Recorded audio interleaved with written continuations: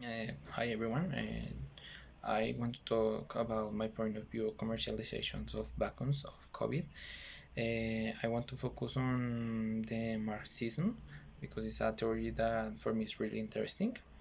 First, I want to talk about a little bit of capitalism. We have to remember that capitalism, the definition is a system that protects the private property and the most important thing is continue growing the riches from countries or multinationals. That's what I think that happened with multinationals or these laboratories that produce the vaccine of COVID.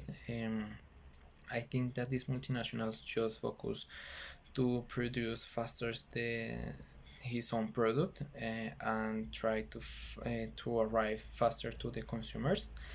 I think that they forgot the main objective was find a solution from COVID. Maybe if these multinationals made an alliance between all of they just produce one vacuum and the capacity of production will be better, will be faster.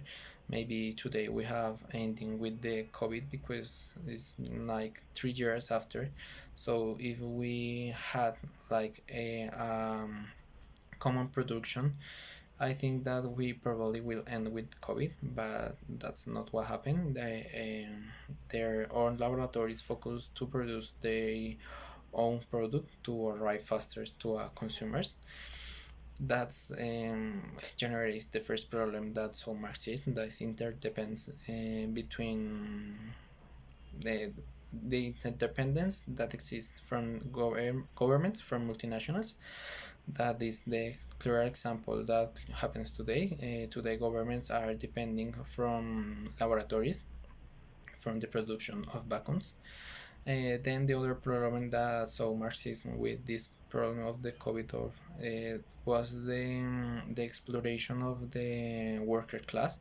We have to remember that when COVID started, this the personnel of the health they was who sent like to the fight. They was the personnel who have to give front of this problem. They just have to work double turns. They and we have to remember that this sector is not doesn't have really good regrets, but of course in that moment they don't have good regrets. They have to work the double that in other times. So this is the other problem that I find Marxism. We have to remember that the worker class is the one who supports the financial system. And now out of Marxism, we I want to talk about the good relations between countries because for Colombia it was important have a good relations with countries like Spain or USA, that we receive a lot of donations of these countries. For example, Colombia was the third country that received more donations from USA. That was important for Colombia and important the good relation that we have with they.